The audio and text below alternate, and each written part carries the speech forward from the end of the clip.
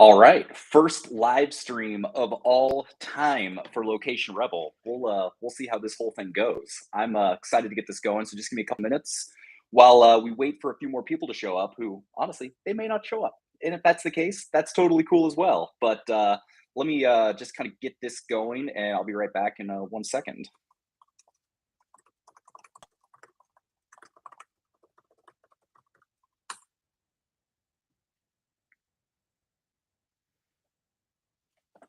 It's interesting with these live streams where you're the first person here and you're like, okay, I'm talking to myself. There's nobody here yet. What do I say when nobody's actually watching this?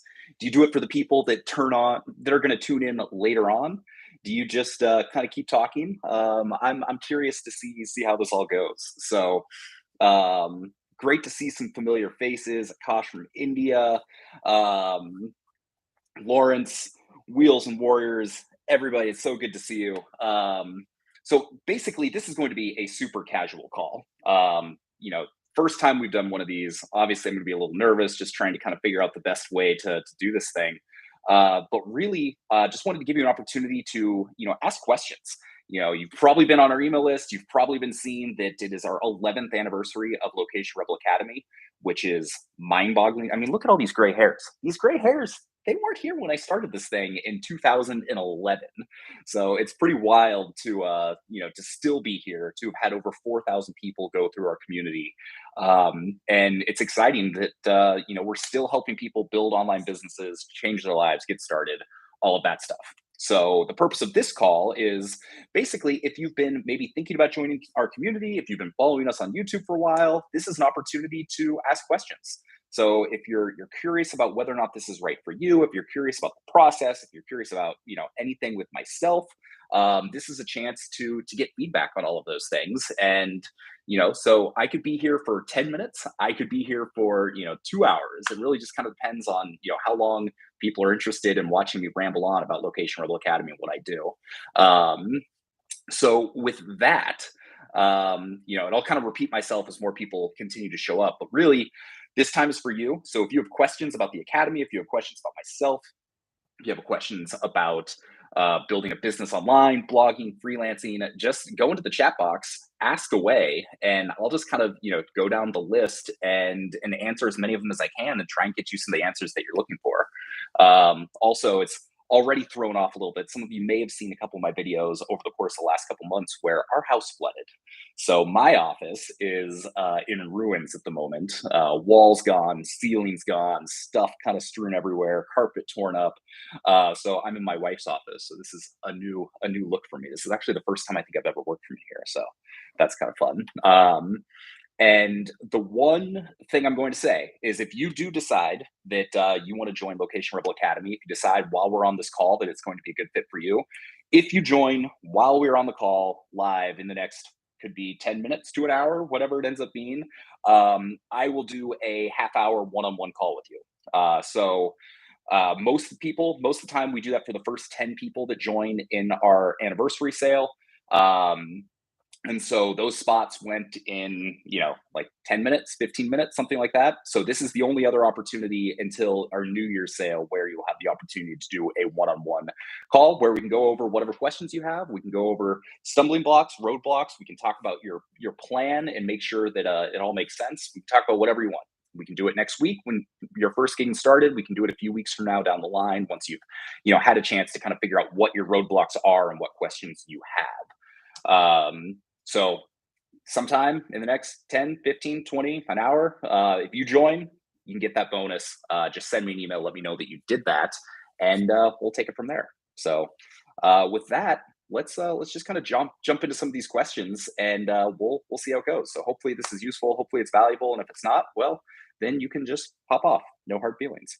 So um, Lawrence, what is up? I want to know, how did you start your freelancing career? Because I want to get into it. So for me, I graduated with a finance degree in July of 2007. So for those of you that remember, if you're old like me and you remember, worst time to get into finance. By February of 2009, the market had crashed. We were starting the Great Recession. My boss was unhappy. I was unhappy.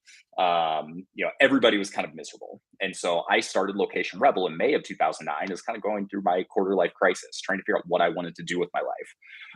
By October of 2009, I left my job. By January of 2010, I moved to Thailand for a year to essentially learn how to do online marketing. And basically, the way I paid paid the bills while I was doing it was through freelance writing, freelance SEO, and I was a freelance affiliate manager for Chris Guillebeau. So some of you guys might know Chris. He's the New York Times bestselling author of The $100 Startup, The Art of Nonconformity. So the day I left my job, he said, "Hey, this isn't going to solve all your issues, but I'll pay you 25 bucks an hour for 10 hours a month to work as my affiliate manager." So that was my first kind of like $250 a month as a freelancer. From there, I worked with another guy named Dan Andrews. And so I was doing freelance work for him, doing freelance SEO and freelance writing. That paid me an extra like $800 a month. So I was making like $1,000 a month, a couple months after getting going. And all of these opportunities, by the way, came through my blog, just getting going. So long story long, basically I used the blog to find freelance clients, and then I started freelancing from there to pay the bills as I built up, kind of the blog and the businesses that I was maybe a little bit more excited about. So I talk about this concept of the bridge business, where freelancing is the bridge from where you want to be, or from where you are to where you want to be. So it's not necessarily the thing that you're going to do forever, but it's going to teach you skills. It's going to teach you, it's going to help you build momentum. It's going to get you some income so that then you can apply all of that to, maybe it's a blog, maybe it's, something that, a blog about golf, or, an e-commerce business or an affiliate marketing business or whatever it might be. So all that to say, that's how I got started. If you're, if I were telling you how to start today, that's the whole process we walk you through in Location Rebel Academy, which, specifically it's not that exciting. You build a big list of people, you build a big list of potential freelance clients, and then you start sending personal emails to every single one of them, introducing yourself and seeing if there's a good fit there. So, we can talk more about that if you want specifics, but that's kind of what the whole course covers. And we've done, plenty of YouTube videos about that over the years. So rather than keep rambling, I'm going to look at a couple of these questions and just make sure that I'm not missing anything. So Jamie, hello from Pennsylvania. Always great to see you, Jamie. Creature of habit, I know, create daily habits. Yep, habits are very important. Practicing Gary Halpert's letters for 6 months. Would that be enough for copywriting? Yes and no. So, I think what they're referring to is the fact that you can handwrite out sales letters. And I think that's one of the best ways that you can improve your copywriting skills. That's how I improve my copywriting skills. So essentially what you do is you set aside an hour a day, half an hour a day, 10 minutes a day, however much time you have. You get a sales letter, and then you hand write out these sales letters. And so Gary Halpert's one of the most famous copywriters of all time. You can go to, I think the website's thegaryhalpertletters.com, something like that. You can Google it, where it has some of his most influential, his best-selling sales pages of all time.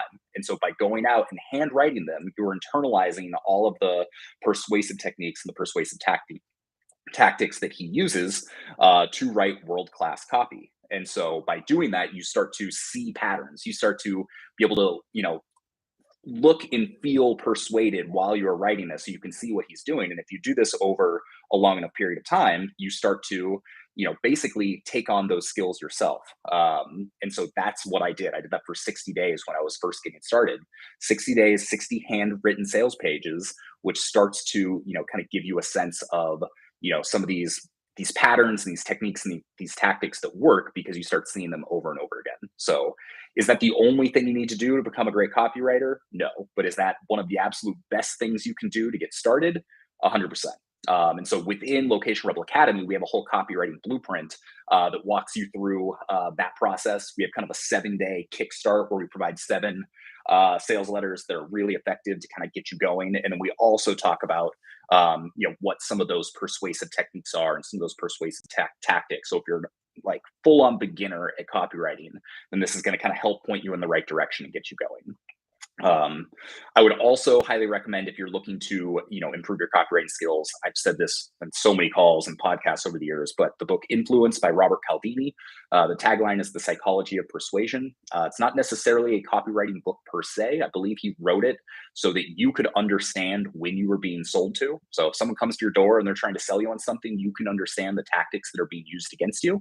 Once you understand those tactics, you can also use that in your copy, in your sales process, in your day-to-day life. So one of the examples that I always kind of remember that sticks out is this kind of idea of reciprocity. So a Boy Scout comes to your door. He's selling raffle tickets to some event for $100.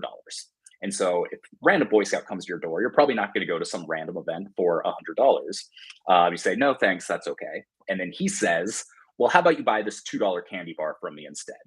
And so, because he compromised on what he was offering, you're more likely to compromise as well and say, okay, I can buy the $2 candy bar. When in reality, the chances are all he really wanted to sell you in the beginning was that candy bar.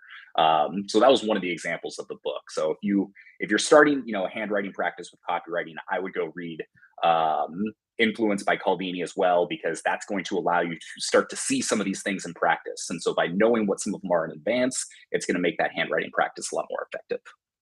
So, um, Christy, great to see you. My question is, if you do not need a bachelor's degree or any degree to do copywriting, then why do employers expect it? I feel like I'm missing something, haven't made a dime.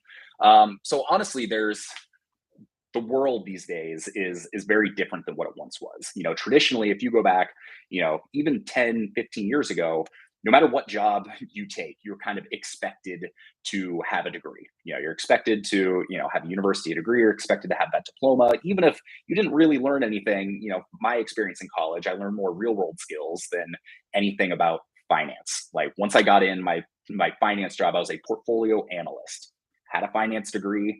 None of the stuff that I learned in university really applied to what I was doing on a day-to-day basis. And one of the great things about copywriting is that if you are a skilled copywriter, then that's going to come across. And so most employers these days, whether it's a agency, whether it's a big company, whether it's a small blog, whether it's, someone like me who's hiring someone to write a sales page for me, I don't care about your degree. Most of those companies don't care about that piece of paper. What they do care about is that you're a good writer. And so if you're a good writer, that's going to come across really quickly. And so, they can kind of look at even one of the best examples of copywriting as you're getting going is your letter of introduction. It is your pitch email, because if you can be persuasive in that pitch email and get someone to respond to you, better yet, get someone to hire you or want to hop on a call, then that proves you can effectively write persuasively. And so that's kind of my litmus test for a lot of people is if I'm thinking about hiring someone as a copywriter, or if I'm thinking about working with someone and they sell me on why I can do it, and they can be personalized enough that it doesn't make me just go, oh, this person's horrible, I want nothing to do with them, then that is a powerful skill. And so that's how I look at copywriting. You mentioned that you haven't, made a dime. What I would kind of say is I think a lot of that comes down to your process.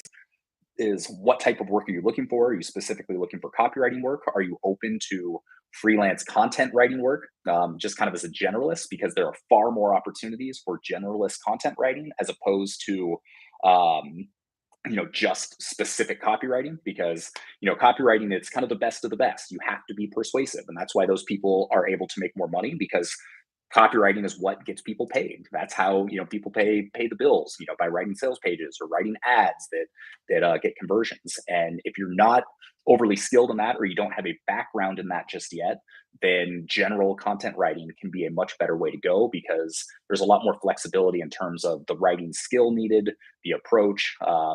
There's very high paying generalists, freelance jobs out there, and there's a lot of low paying ones and everywhere in between. So kind of going back to that process of building a big list of potential clients, sending personalized emails to every single one of those people. I truly think that's the most effective and best way to start getting jobs. So that's just something that I would maybe consider and think about. And if that doesn't answer your question, then feel free to email me, Sean@locationrebel.com. And that goes for anybody here. I'm going to do my best to try and make this entertaining, not too rambly. But if I miss your question, or if you want follow-ups, Sean at locationrebel.com. That's the easiest way to get a hold of me. And this feels like a good time to say for the people that missed it, if you decide to join Location Rebel Academy while we're live on this call, which could be for another 5 minutes, could be for another 50 minutes. It just kind of depends on how engaged people are and how long you would like me to stay. If you join while we were on the call, I will give you a free 30-minute call with me. Generally, the only way to get that ever is during our two sales, our anniversary sale right now and our New Year's sale. First 10 people to join get a one-on-one call with me, and those spots are long gone. So for the next X period of time, the next X minutes, if that would be something that would be beneficial to you, if you've been thinking about joining and you happen to be on this live stream, then I'll hook you up with that. We'll chat, and it'll be great. So if that is the case, you do decide to join, just shoot me an email, let me know that that was the case, and we can go from there. So let me pop back in here and just see what questions we've got going on. And Christy, I just saw you said you're not cold emailing, just helping others on LinkedIn. Absolutely, cold emailing is the best way to go. We even have, when you join Location Rebel Academy, we have a whole course called How to Pitch that walks you through exactly how to send all of these cold pitches to get you positive responses. It's like the most underrated thing I think we've ever created, and also the most useful, where it's like, you know, teaching people, here's how to send a better email. Like, most people don't realize they need that, or they think their emails are really good. So it's kind of a tough sell, and I've never really tried to sell it on its own. But that's the thing I end up pushing so many people towards when they join, because that's one of the first things you're going to be doing is sending cold emails to get those clients to build up your freelance business. And this really, goes into granular detailed templates on how to do that. So, here we go. I'm also interested in Location Rebel, but because I want to move anywhere yet, but just because I want to learn more skills, because skills equals bills. Is that okay? Absolutely. We talked about our 3-step process. It's kind of 4 steps. Step 1A, build skills. Step 1B, build a training ground, build a sandbox for those skills, which is basically just setting up a website, giving you a place where you can practice that. Step 2, freelance to build income, momentum, skills. And then step 3 is apply it to, the thing that you're really passionate about. And so going back to that idea of skills, that was how Location Rebel started. It was these individual blueprints that teach you things like how to set up a website, the basics of copywriting, the basics of SEO, the essentials of design, how to find freelance clients, learning all of these skills that no matter what you decide to do online, they end up being super useful. No matter, if you decide to do e-commerce, if you decide to go get a job for someone, and you have a little bit of background on what looks good, or how to send an email that doesn't make people angry and wants them to, gets them to want to know more about you. Like, all of those skills are kind of universally, translatable. So that's kind of the fundamental thing. Even if you decide not to freelance, even if you decide you want to go take a day job, hopefully the goal, you'll get so much value with Location Rebel just from learning these skills, that it's going to translate and help your career as well. Let's see. I think sharing the high ticket alternatives of competition and also highlighting the flaws of AI alternatives, and then pitching your craft as an affordable and human alternative you can get in. Yeah, totally. AI is what everybody seems to be pitching these days. I've talked a little bit about AI services like Jasper, on our YouTube channel, and it's come a long way. There are a lot of opportunities within AI, but honestly, I have tried to get into it. I've tried to use some of these services on a more regular basis, and I just can never come up with anything that's as good as what I can write on my own. And so that's going to continue to improve. But I absolutely think that if you're someone that focuses on that human interaction, and that's why I'm always kind of touting the idea of send personalized emails, don't mail merge stuff, don't use just a stock template. That's the thing that's going to set you apart. So if you can build a little bit of rapport, like I try with every email I send, I try and just like drop in like little snippets for someone to latch onto. So if they don't know anything about me, there's like, I give them something that we might have in common that they can latch onto and say, oh, okay, this is a real person, or, oh, I like this person, or, oh, this is interesting. So that's just, kind of one thing I would consider. But I think that that human interaction, especially online, especially as more people are going remote, the more you can prove you're a real person, the more effective you're going to be as a freelancer, and the easier it's going to be for you to get jobs. Honestly, it's one of the big reasons why I'm doing this live. Like, I've never done a live stream like this. Should have put myself a little bit more together for it, but I want you to see that I'm a real person. Like, this isn't just some like big marketing machine, like so many of the internet marketers out there. Real person answering real questions. I've learned a bunch of things over the last 11 years of doing this. And so I put together a course that kind of basically says, hey, these things work for me. They've worked for, hundreds of other members. So maybe there's a chance it's going to work for you. And hopefully doing things like this set me apart, doing my YouTube videos set me apart as opposed to, those kind of gurus up there where everything is very highly produced. And when you get in the course, they actually have nothing to do with it. And they have a whole team of people that, manages it, and you don't get the support that you really feel like you deserve, yada, yada, yada, yada. So these days, I think the real people are the ones that are going to win. And that applies to freelancing, that applies to YouTube, that applies to blogging, you name it. So um, cool. What's up, Brian from Nashville? Man, I've got so many friends in Nashville and Austin. I swear, those are the places everybody is moving these days. So I need to plan a trip there sometime soon. Been in retail management in the grocery industry for 12 years. I went out. I'm 41. I need to start a new path. It's scary. Help, dude. That is, we see so many people like this, and that is why I'm such a huge proponent of freelance writing. I think freelance writing is the easiest way to make money on the internet, because whether you're a professional writer or you just have, a little bit of like high school writing background, there is a type of freelancing out for you.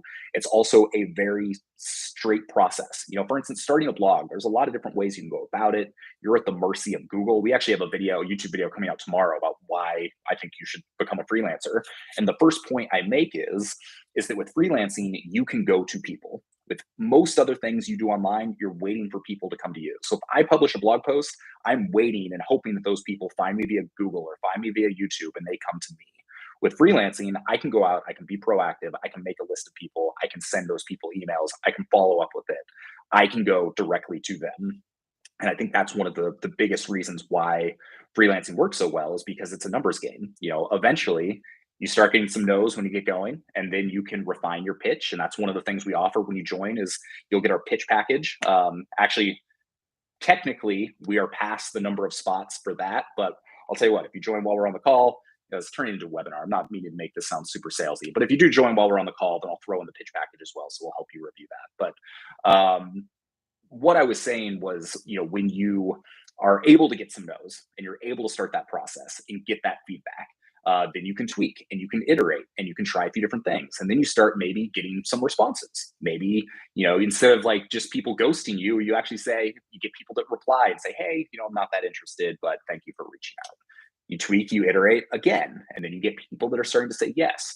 So that's why I think freelancing is so powerful. And then the skills you're going to learn in the process, the income, that's going to give you options down the line. So you get to the point where you're making $3,000 to $5,000 a month, that can pay a lot of your bills. And then you can decide, hey, maybe this freelancing thing is for me. I want to do this full time. You can scale that up from there. Maybe you decide to say, hey, freelancing is great, but that's not the thing I'm passionate about. I'm going to go start my hobby business over here. That's kind of what I did with my golf business. So it really just opens up a lot of doors. So that's just kind of one thing to consider. Let's see. How do I choose a niche if there are a million things I'm interested in? Great question. So first on, depending on whether you want to freelance or whether you want to create a blog, two different things. If you're freelancing, I don't think you need a niche to start. I would start as a generalist. I would put a lot of different, reels and, cast a lot of different, flies in the water, whatever, see what bites, see, what people respond to. I think that being a generalist is kind of a niche in itself. If you can get someone that maybe it's a cable box client, it's a cable company and they need content written about their newest cable box. You know nothing about cable boxes, but if you can Google and in 20 minutes you can learn enough to be able to write coherent articles about that, and then turn that around in a timely manner, that is a skill. That is a niche in itself, by being able to quickly learn about something, write something coherent about it, and turn it around for the client. And so I think that's where there is a lot of opportunities right now, is in that kind of generalist world.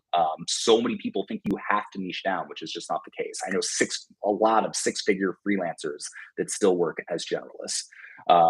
Whereas if you were starting a blog, then yes, I call it a niche within a niche. So you've got an industry. So like golf is an industry. And then golf travel might be your niche. And then specifically high-end top 100 courses might be the niche within niche. And that's kind of how I started with Breaking 80. And so the more specific you can get with a blog and focus on one category, especially if you're trying to monetize it, for instance, golf rangefinders. So, the things you point at, laser shoots, it tells you how far away the flag is. I have really niched down and now I've reviewed like 2 dozen of these. And so Google looks at me as an expert on golf rangefinders. And so when I put together a post that's best golf rangefinders, and I link to 12 different individual reviews that proves that I've actually used all of these things, they say, oh, this person knows what they're talking about. We're going to, increase their rankings in search. And now I get, thousands of views a day on my rangefinder reviews. So long-winded answer, if you're freelancing, I wouldn't worry about niching down right away if you don't have a specific one in mind. If you're blogging, then absolutely, I think you probably should niche down. It's going to allow you to get more traction, establish yourself as an expert more quickly. Best way to acquire clients, Eric. So we just kind of talked about that a bunch. I think cold emailing is 100% the best way to do it. Pets and home decor is where it's at for me. And then email marketing, I haven't pitched. I think that's my issue. Yeah, huge industries in both pets and home decor. So I think there are a lot of opportunities there. It's just kind of about approaching it the right way. Mark, should you attach a link in a cold email, say to an ad or marketing agency, or wait for the invitation to do so? Honestly, I think that's something you test. Personally, when I'm sending a letter of introduction or cold email, it depends on if it's for freelance work or if it's, a lot of my cold pitches these days are to say either golf companies to say, hey, I would like to, review your product. Could you send me one? Or for slightly pretentious, which is my cocktail luxury hotel website, I might be reaching out to a, director of marketing at a really fancy hotel.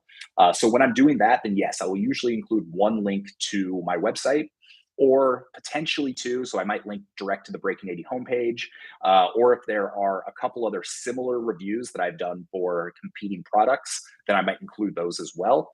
If you're just getting started freelancing and you're doing a cold pitch as a freelancer, then I wouldn't necessarily include a link.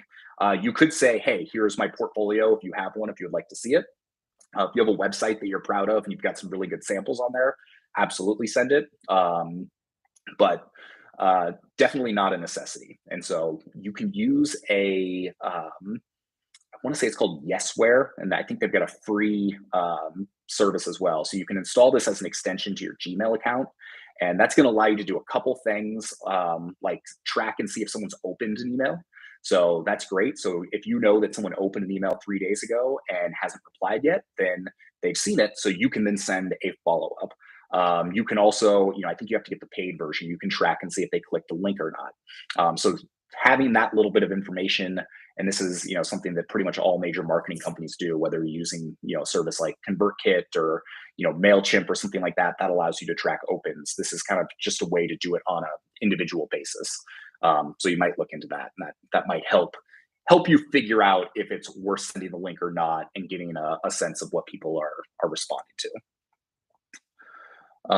Andrew, great to see you. I've written for 30 years for newspapers and magazines, and yet I'm finding myself frozen moving forward with blogs. I need to write emails and let the law of averages do its job, right? 100%.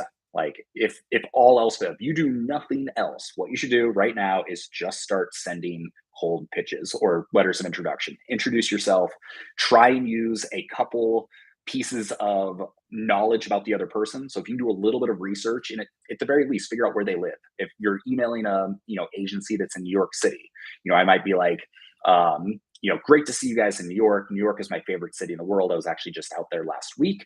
Wanted to introduce myself. My name's Sean. I'm a freelance writer, and so on. So, if you've been doing this for 30 years, you already are confident in your writing ability. You know that you can write these articles. You know that you're going to be able to provide value to these clients. So that's the good news. You don't have to worry about being able to do a good job for these people. You just have to kind of steel yourself for the fact that, you're probably going to get a lot of people that don't respond. You're probably going to get a lot of no's right away. But as you hone that pitch, as you send more out, you're going to start getting more positive responses. And oftentimes the people that don't respond, they will respond on the second, third, fourth, fifth follow-up. So I would personally, a lot of people will automate their follow-ups, and it's very clear that they automate it, and those drive me crazy. So I would take the time to send personalized follow-ups, and every time include just one little tip in there, one little bit of information that proves, hey, this is directly to you. This wasn't like an automated standard follow-up sequence. So just something to consider. Um, let's see. Do we have to do a security deposit before actually working on freelancing? Is that safe? I'm not sure exactly what you mean by that, but no, generally speaking, don't need a security deposit. I don't know if that's saying, have someone pay you up front for the work that you're going to do. When you're just getting going, I wouldn't worry about that. If you freelance long enough, eventually you're going to get a client that stiffs you. But that's chalk that up to a learning experience and move forward unless it's like a huge number. Um, Honestly, I don't think I've ever had someone stiff me.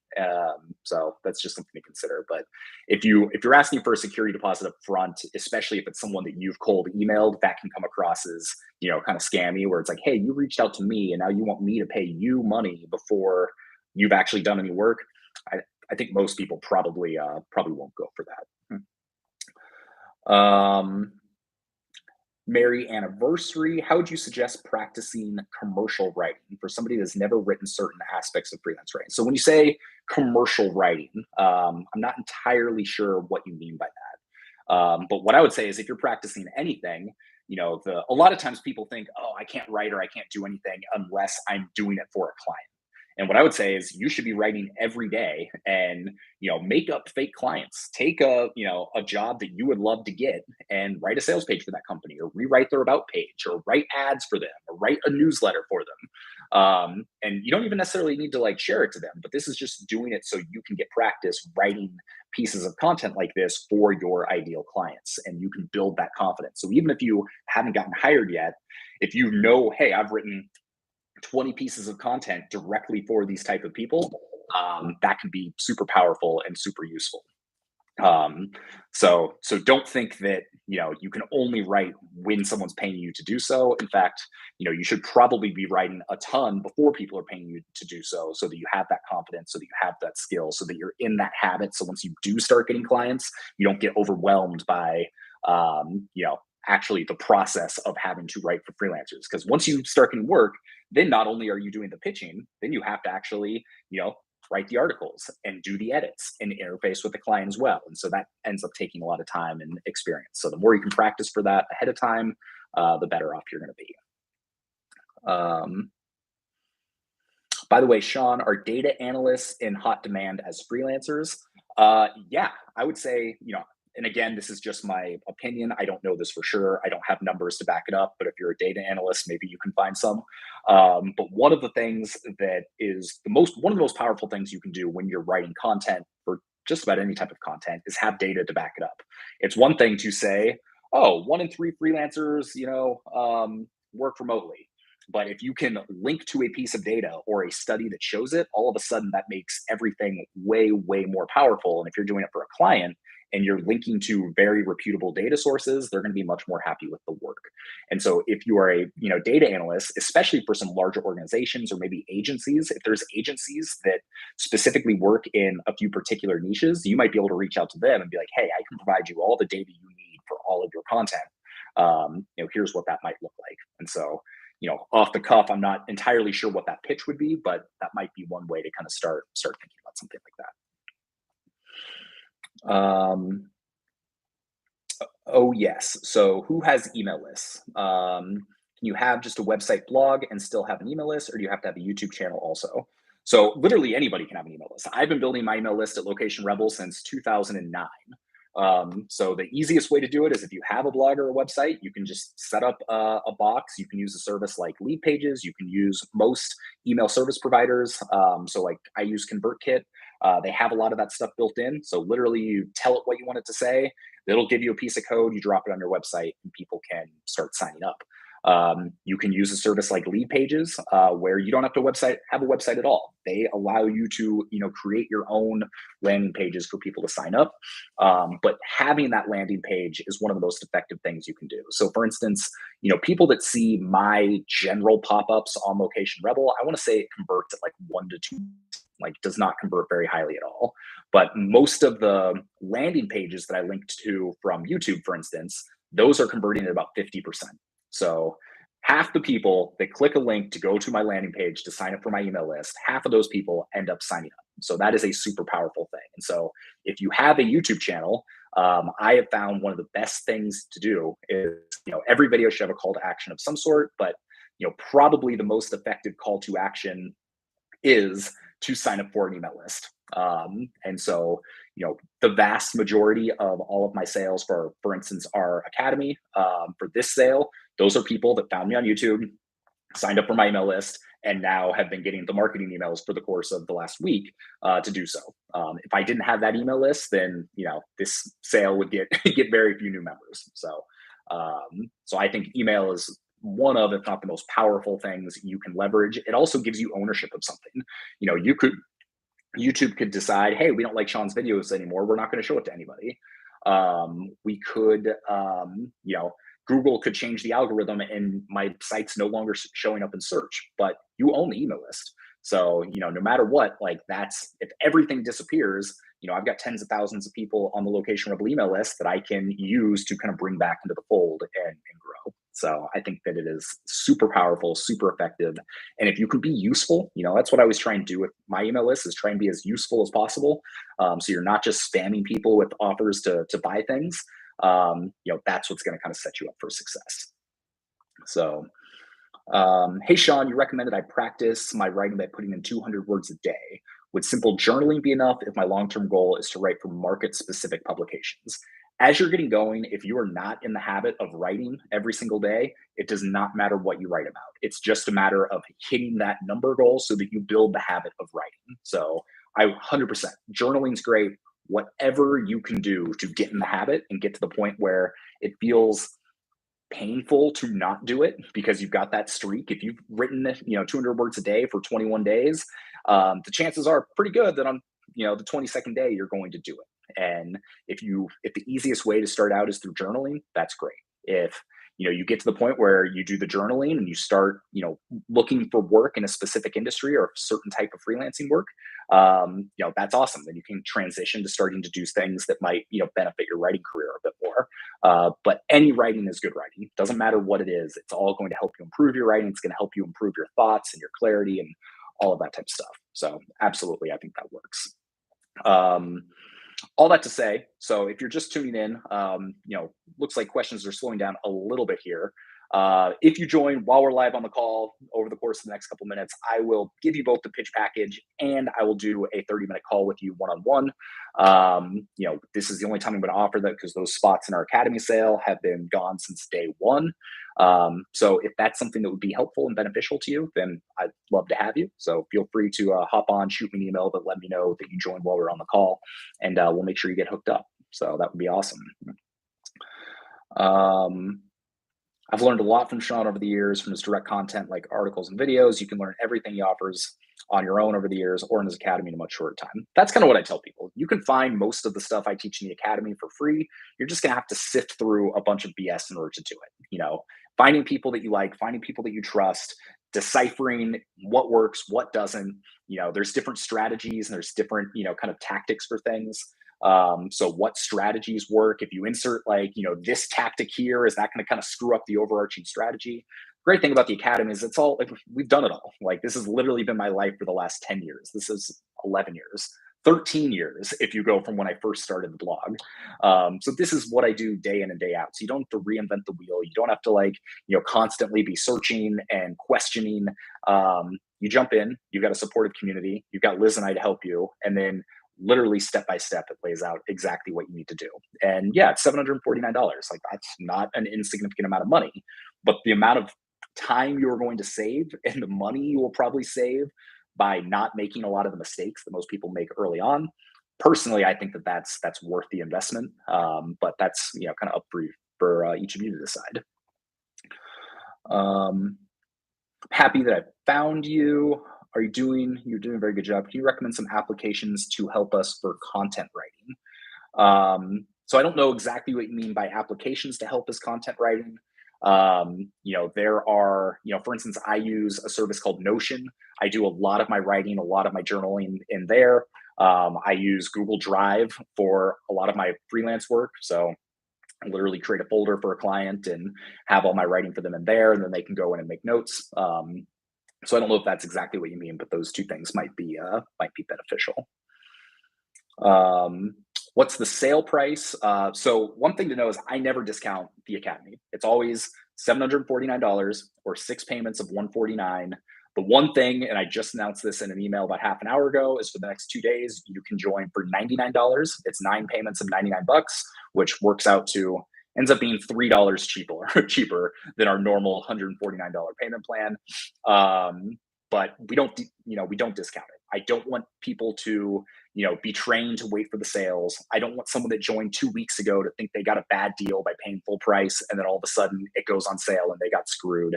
But also, I think probably the most important reason is I want people to invest in themselves. I've found that, I've got a 7,000 word blog post on how to start freelance writing. Do you know how many people have gone through and step by step and referred to that blog post and use that as their training to get started? I don't know that I've had a single person email me and say that. So people just don't value free stuff as much. And when you invest that money in yourself, then that's basically saying to yourself, this is something that's matterful to me. This is something that's important. I'm going to dedicate the time and the energy and the resources. And that makes a big difference. And when people do that, they take things more seriously and they end up having more success in the process. And so that's really the kind of mindset behind the pricing and everything. I feel like we've got now three options: 99, 149, 749. That there's going to be something that's affordable for people. That if you are at a place where you're looking to start a business, then you should not do it if you absolutely have zero money. If you don't have enough money to invest in this at $99, a month for 9 months or whatever, then you should probably look at maybe taking an alternate approach. Because at that point, things might be dire and you might be better off, getting a job with a paycheck. And then once you have a little bit of savings, you can think about starting your own business. But if you are in that place, then my goal is to get you to the point where you're making money as quickly as possible, so that you pay off the academy as quickly as possible. So you really get that value. We've had people that make their money back within the first week. We've had people make $4,000 in their first month. That's not to say that's what everybody does. People say, well, how long on average before I make X amount of dollars? And there is no average, because everybody's coming at it from a different place. Different people have different amounts of time they can put towards it. Different people have different backgrounds and existing skill sets. So it's just kind of all over the map and really depends on each person's individual situation. So that was a long-winded answer of how much is the sale price. Is it possible to do the academy while working a demanding full-time job? Yes and no. I take that back. Yes, absolutely. I don't know what demanding is for you. So if you're working 100 hours a week, then yeah, you're probably not going to have a whole lot of time to do this. What I tell people is you should be prepared to give 10 hours a week. If you can't give 10 hours a week to the program, you're not going to build up enough momentum quickly enough to really start to see some of those small wins and get excited and see the potential. So if your life is at the point now where 10 hours a week just fully isn't feasible, then I would wait until it is to join. But a lot of it is also kind of sacrifice. Like when I was at my demanding-ish day job, I would go to a local hotel in downtown Portland and I would work there on my lunch break.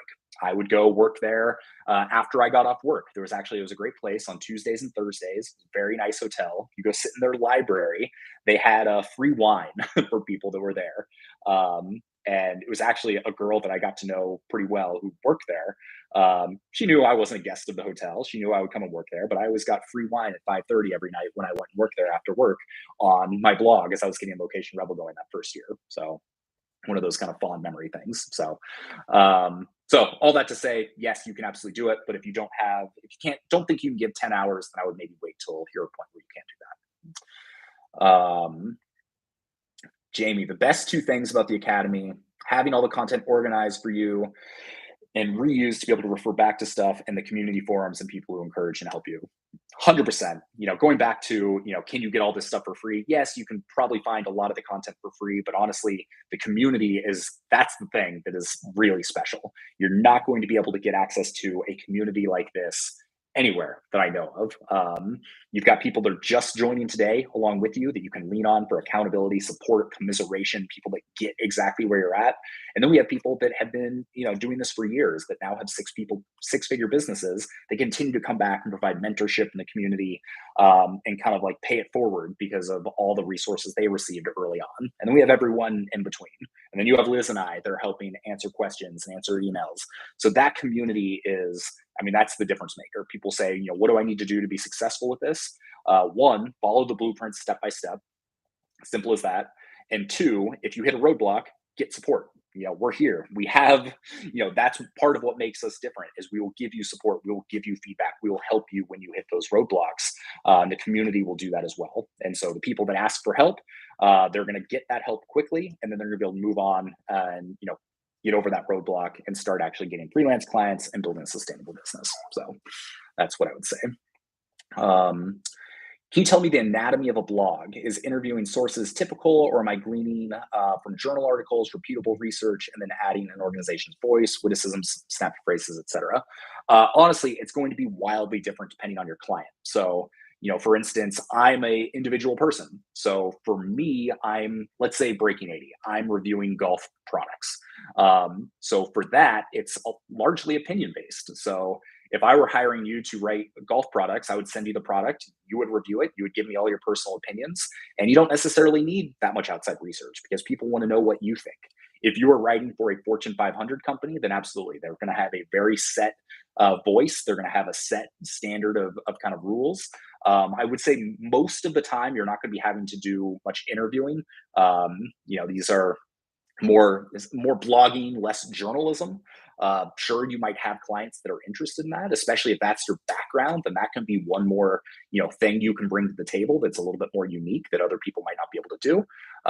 But for the most part, you're not necessarily going to have to be interviewing people, but you will want to, review as much of that client's work as possible so you can get a sense of what their voice is. So you can get a sense of, is it snarky? Is it, very formulaic? Is it educational? Whatever the tone might be. And hopefully, if you're working with someone, you're going to have a good editor or a good content manager that's going to be able to really give you some direction as far as what's concerned with that. And, your first post or two for a client like that, you can probably expect there's going to be a lot of notes, but after you do one and you see the feedback, it makes it a lot easier to, really nail that for future projects with that same organization. Could you explain to new writers why Upwork and sites like that are not great options? So for a variety of reasons. One, it's kind of a race to the bottom. You've got so many people out there that are willing to do work for next to no money that you're competing against, a dozen plus people for every job that, one's just going to kind of keep doing it for less than the other. And that's not to say it's always like that, but there's just so much competition there that it's difficult. And the ones that are better paying jobs, you're going to have so many people fighting for those. And especially when you're just getting going on Upwork, and you don't have like a ton of positive reviews on your skills and your business, it's just kind of difficult to sift through the noise. So, not to mention, they might take a cut of things. And so I've just not found much luck at all doing those types of job boards. Upwork, in my experience, we've had lots of Location Rebel members that have not had success doing that as well. In cold email, when you're going direct to the source, it gives you a chance to do something different. It allows you to be a little bit creative and witty with your approach. It allows you to establish yourself as a real person, and it proves that you're someone that's proactive. If you're actively reaching out to somebody when with Upwork, people might just go through and be like, I'm going to apply for this, I'm going to apply for this, I'm going to apply for this. You're just one of 1,000 people there. Whereas if you're sending them a direct email and you're customizing your approach and your letter of introduction, just have a much higher success rate. Not to say you can't or won't find jobs on those other sites as well, but I've had and our members in Location Rebel have had a much higher success rate with cold email. Blog post listicles seem to still dominate the space. Is there a place for writers who like to do long form 500 plus words, or do I need to adapt to the short list form to get readership? So in my experience, at this point, Google kind of the sweet spot. And again, it's going to depend on what the key term is. It's going to depend on the niche and the industry. 1,500 to 3,000 words, that's kind of the sweet spot. So that's a much longer article than what you're doing there. For instance, one post that I wrote, I didn't even do any keyword research. I was just like, this post needs to exist. And it's 31 questions to ask before you join a country club.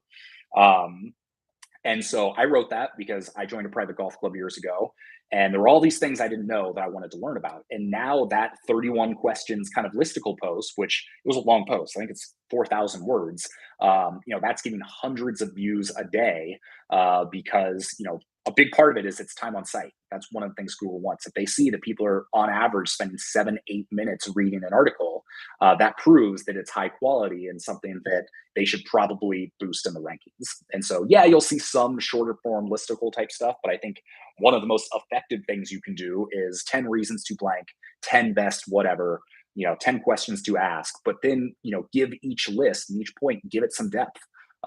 So you're getting to that 1,500, 2,000, 3,000 words posts.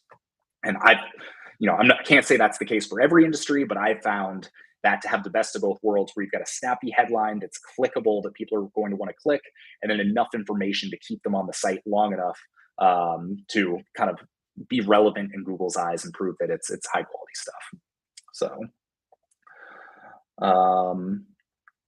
the How to Start Freelancing blog is excellent, must read. Thanks for the effort you put into it. Absolutely. I can't say that many people necessarily see it. And that's been one of the interesting things that I've learned, switching from, predominantly being a blogger to now predominantly being a YouTuber for my kind of marketing content platform is, we did a how to start freelance writing video that many of you have probably seen. We did in 2019. It's now got over 200,000 views. Alternatively, the blog post version of that on Location Rebel gets a fraction of that many views, to the point where we did an updated one. Earlier this year, did like essentially the same video, same content. It hasn't changed much, but we did an updated version, and that's already now got 30 or 40,000 views. And so YouTube is, really just kind of been the driver, whereas, blog traffic has just not been what it once was. And it's interesting to see because I feel like a lot of that is the personality behind it. Being like, oh, I can see this person, I can hear this person, I can build trust with this person. So I think that's one reason YouTube has been most effective. Also, I've got a couple notifications. It's been great. We've had a couple people join on the call, so that is awesome. I will make sure I follow up with you.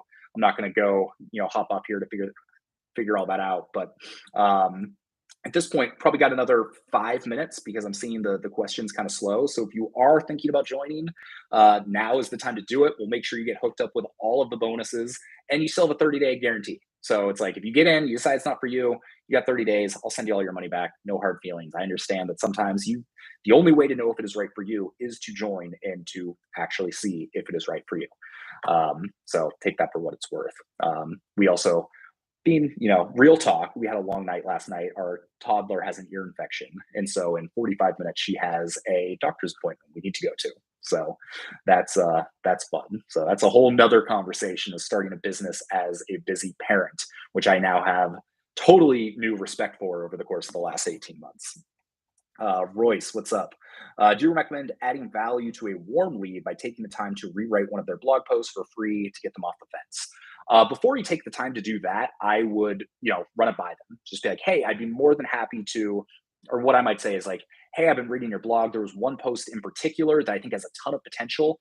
I'd love to rewrite it for you, no charge, just to give you a sense of, what type of work I might be able to do for your organization. Let me know what you think. No big deal either way. That gives them the easy out. If many of you, if you've watched my YouTube videos for a while, you know that my 4 favorite words in a cold pitch are, it's totally cool if. It's totally cool if you're not looking for freelance writers right now. I was just looking to introduce myself because I love your work. Give them an easy out. By giving them an easy out, it shows that you respect them, and it makes it that much more likely that they're going to say yes in the process. So a lot of the time when people do the work for me up front, maybe they'll be like, hey, we saw a bunch of grammatical errors in one of your blog posts. I took, the time to, red mark, ink, or whatever. A lot of times that can just come across as disrespectful, and, really is kind of a touchy thing. So I would get permission first in that case, because you don't want to waste your time. If they're not interested, your time is better spent doing that for somebody else that is interested in doing it. So that's my thought there. Um, Andrew, thank you, Sean. Appreciate the time you're making this morning. This has been fun. I have no idea if you guys have gotten value out of it, but I've enjoyed this. It was one of those, I had lofty goals. I was going to like set up my actual camera. Like I said, my office is atrocious due to the flooding. But if this is something people are into, we might do more of these. Also, within Location Rebel, we do office hours calls. So it's usually every other week. Liz and I will hop on. We do calls like this where generally we don't have that many people that show up, so it's only a handful of people, and you can ask specific questions about your business, and Liz and I will go on and give you feedback, give you answers, so that if you are at a point where you're like, oh, okay, I've hit that roadblock, I'm not sure what to do, then every couple of weeks you've got an opportunity to get feedback directly from us upon a call. So hopefully that is something that's beneficial. I know that's one of the biggest benefits for our members that take advantage of it. And again, that's another one of those things where what's the difference between people that have success with their program and people that don't? The people that take advantage of the office hours calls when they need them, those are some of the people that end up having the most success. Are there other ways new freelancers can get jobs other than Upwork? Yep. We kind of continue to talk about that. Cold email. That is the best way. Cold email. There's certainly a lot of, the Pro Blogger job board, TopTal, freelancer.com. There are other, Upwork-like job boards. And I know I've done a video over the past, 5 job boards that don't suck. So I think we have both a blog post on Location Rebel and a YouTube video that I had done. So you might go back and take a look at that as well, if you, assuming you are set on the job board. But I still think cold email, 100% the way to go.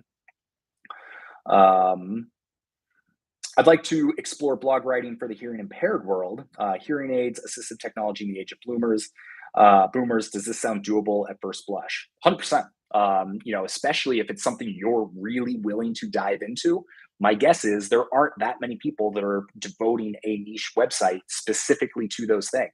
And so if you can be the person that is, doing all of the definitive, one-stop shop like content for someone that maybe has a family member that's hearing impaired or becoming hearing impaired, maybe someone is having hearing loss issues for themselves and they're looking for a place to go and research and get all the information. Your website is the one that not only educates them on exactly what to expect, how to adapt, products that can be beneficial. That's where some of the reviews and the affiliate revenue could potentially come into play.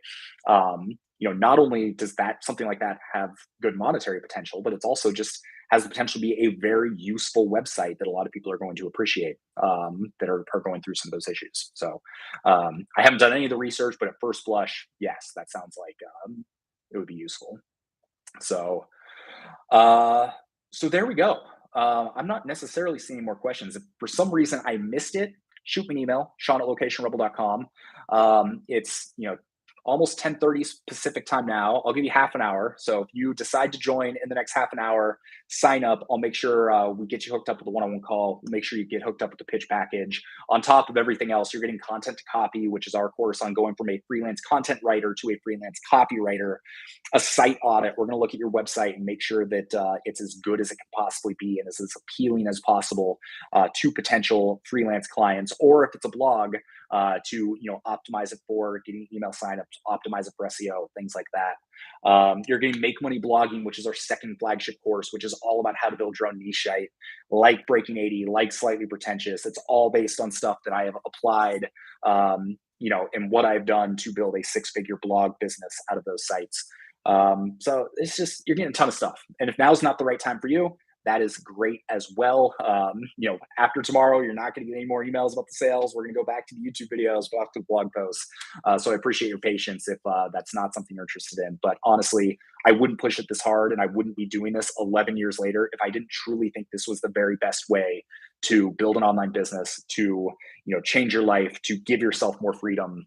I've seen the power of what it's done in my own life. I've seen the power in what it's done in hundreds of our members' lives. So it's just something that I'm super passionate about. So take all that for what it's worth. I'm going to end this here. If you have any questions, I will get back to them as soon as we get back from the doctor. So Sean@locationrebel.com. Like I said, you got about 35 minutes to get those bonuses if you want to hop on that. But otherwise, even if you miss that, you're still getting all of the extra bonuses, which make this a killer deal and something super special. Not to mention, we've got the $99 payment plan, which I just put live an hour and a half ago. So if 149 felt a little out of reach, hopefully 99 makes it a little more attainable. And hopefully we can make you that $99 back in the first month, especially since you're getting access to 3 free months of Freelancer's Friend, which is literally, it's our newsletter where twice a week we send you freelance jobs. People that are looking, high quality people, they're looking to hire freelancers right now. You will get over 100 freelance job opportunities just from this one opportunity alone over the course of the next 3 months. And all you need is one of those, and you've essentially paid for your entire Academy membership and then some. So there you go. Hopefully that was useful. Hopefully it wasn't too much of a sales pitch. We'll end it here. I appreciate every single one of you. Thank you for allowing me to do what I do. Because without you, I wouldn't have a business. I would, probably be more heavily into freelancing.